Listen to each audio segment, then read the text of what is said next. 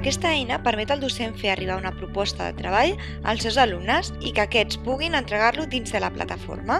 El professor podrà controlar quins alumnes entreguen els treballs i els podrà retornar als autors perquè hi faci millores. La nota del treball es pot vincular amb un ítem avaluatiu de la llibreta virtual del docent.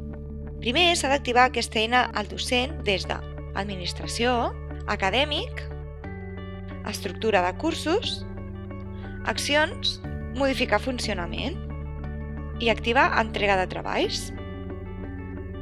Podeu crear una nova entrega de treballs des de Matèries, triant una matèria, Eines del professor, Entrega de treballs i fer clic a Nou treball, Entrega de treballs.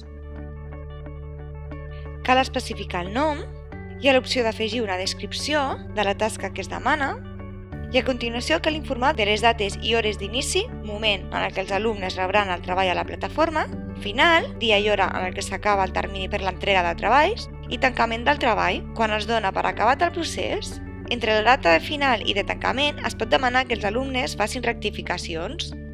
Les dates d'inici i fi apareixen als calendaris tant dels docents com dels alumnes. Si es vol enllaçar el treball amb un ítem avaluatiu, cal especificar amb quina de les avaluacions es vol que es faci aquest enllaç. L'ítem es crea automàticament i agafa el nom que hàgim especificat en el moment de crear el treball.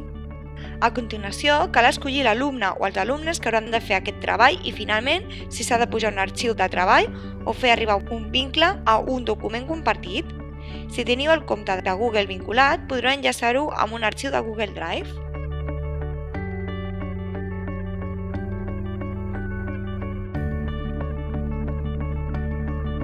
Hi ha l'opció de copiar entregues de treballs entre diferents grups o cursos d'una mateixa matèria, amb el botó Copiar entrega de treballs.